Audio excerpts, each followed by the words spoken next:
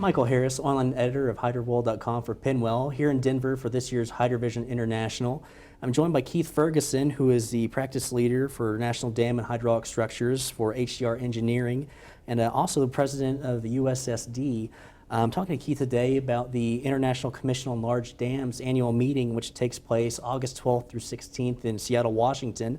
Now, Keith, this is the first time that the event's been held in the United States since 1988, so we're just really kind of wanting to give our audience a little bit of an idea of what they can anticipate at that show. Well, it's an exciting opportunity for the dam engineers within the United States to showcase our technology. It's quite a process to apply for and receive an award for a conference like this. And it's a lot of work. So everybody here is really excited for the chance to gather in Seattle, meet our friends from around the world, and talk dams. What kind of programs and sessions can those who attend expect? Well, there's a variety of things that happen. There's a lot of formal activities associated with the organization itself. There's a day full of committee meetings. ICOLD has a structure of committees addressing a whole range of topic areas.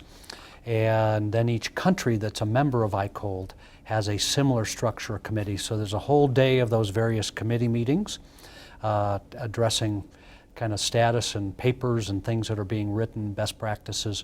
There's another day where there's a full symposium of technical topics under several tracks that are being done.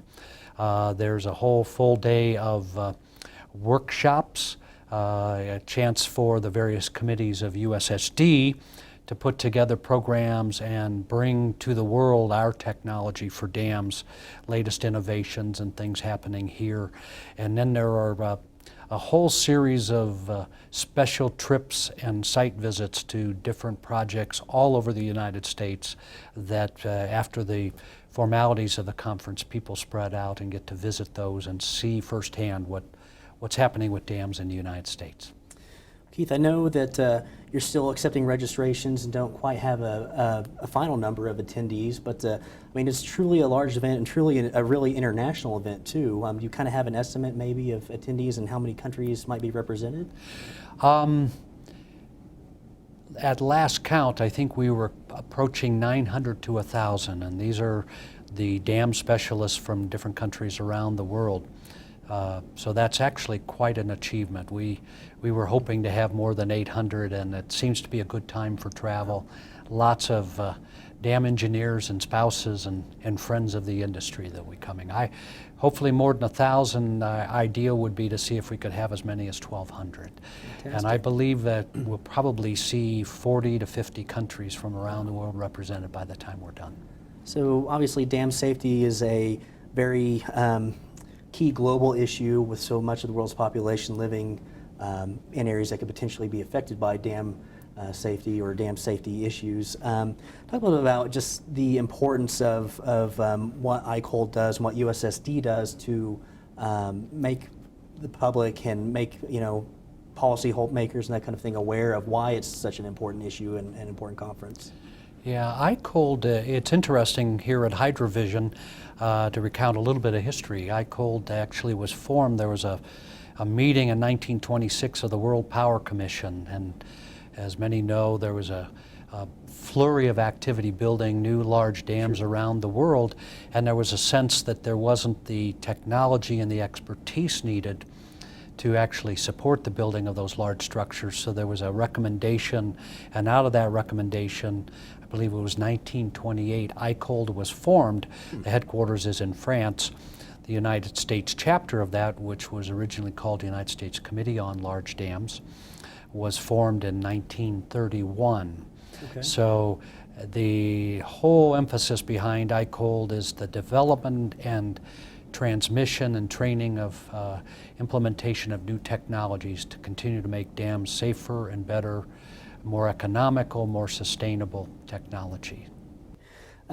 Keith, you talked to me a little bit about the USSD and mentioned that it was the oldest technical organization in the United States dealing with dams.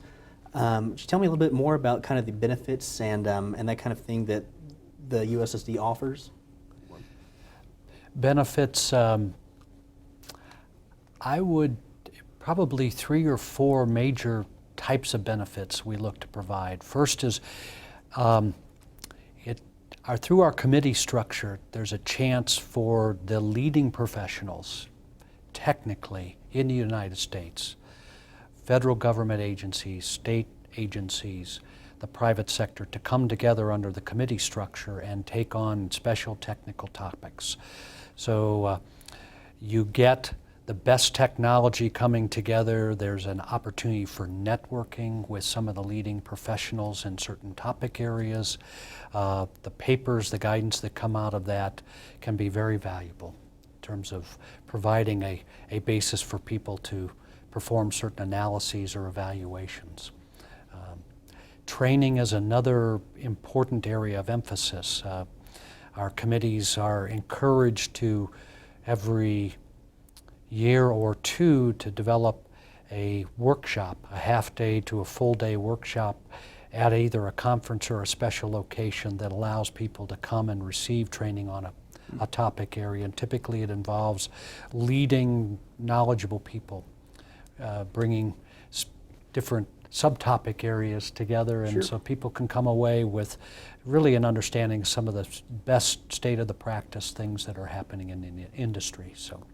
Okay. Okay. I think just from my education, dealing primarily with an audience that is members of the hydroelectric power industry, we don't really see or hear about the dam construction going on, or new dam construction and that kind of thing going on in the United States. So you mentioned earlier that that really it's not a stagnant industry right now, or not a stagnant time for you. So just talk a little bit about what's going on here in this country.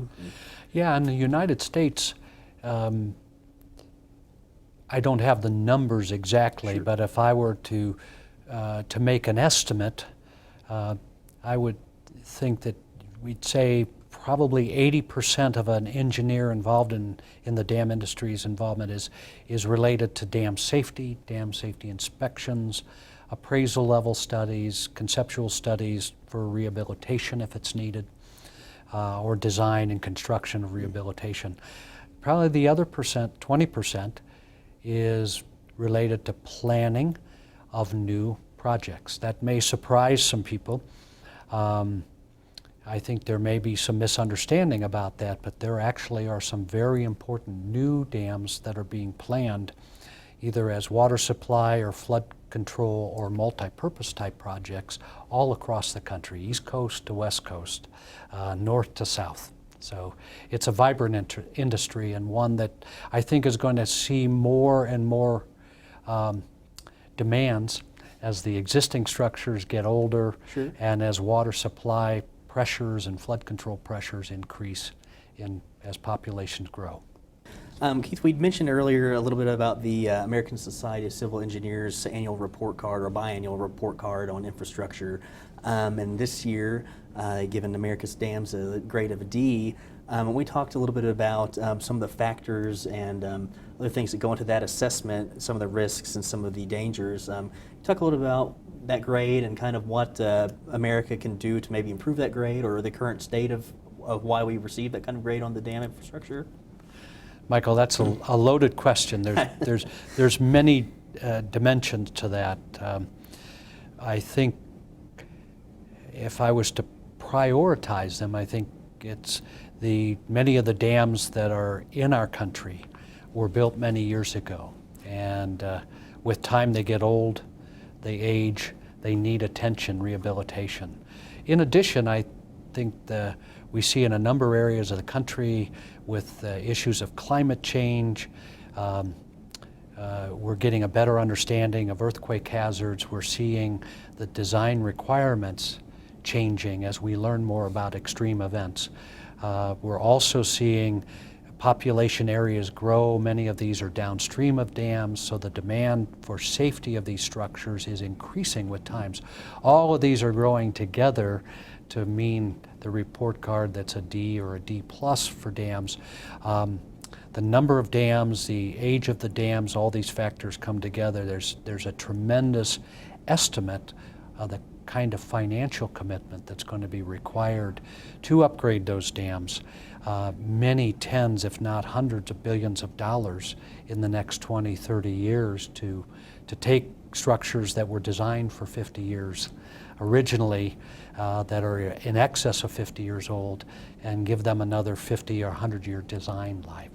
What kind of emphasis have not only state but federal agencies been putting on rehabilitating or modernizing a lot of the infrastructure to make them capable of sustaining another 50 or 100 years? Yeah, I think we enjoy in the United States tremendous expertise and awareness in our federal agencies. With the Federal Energy Regulatory Commission, who has oversight of about 3,000 large dams or more in the United States or projects, the Army Corps of Engineers with their inventory of dams and levee that they either own or oversee, the Bureau of Reclamation, all the Department of Interior agencies, all are actively engaged in USSD, actively participating in other organizations like the Association of State Dam Safety Officials to stay current. They've got vibrant programs for assessing conditions and determining which projects need the highest priority for rehabilitation. Okay. Trying to think, anything else that I haven't gotten to or you'd like to add? Or, well, I would add one other thing. We're in the process right now, the United States Society on Dams, at undertaking in the next year a broad and comprehensive strategic planning process. Okay. We're asking many of these questions about what would make us relevant into the future. How can we best provide value to this important and dynamic community of engineers around dams and levees and large civil infrastructure involving water. And we're excited about that and what that's going to mean to the future of our organization. We're reaching out a broad spectrum of stakeholders, asking them what we can do better, how we can better communicate. We're excited to let people know that, and hopefully people will hear more about that and find some way to get engaged so we can do our job better as an organization. What's the easiest way people could find out more about that? Do you have a website or we do. newsletter or that kind of thing? Yeah, if you go to want to Google, type United States Society on Dams, you'll get to our website and you'll see that we have on there all sorts of information about our committees, what we're doing, our conferences, but we also have our strategic planning process, the charter for that exercise, and there's a number of us that can be contacted if people want to know more. That would be fantastic. And also just for people that want to know more about the ICOLD Annual Meeting, also a website for that they can find information? Yes. If you go to the same website, you'll see in very prominent position there, you can click on the link to the ICOLD conference in Seattle and get a program, find ways to register, and we'd love to see as many people as possible come up and visit. It's a very unique opportunity. I think you mentioned earlier, Michael, it's been 25 years since the last one here. What a great opportunity to really come and see and meet people from around the world. And Keith, thank you very much for your time here at Hydro Vision. Appreciate you sitting down to us and talking to me not only about the USSD, but also the ICOLD Annual Meeting. I know a lot of people look forward to seeing you up in Seattle, so here later in August.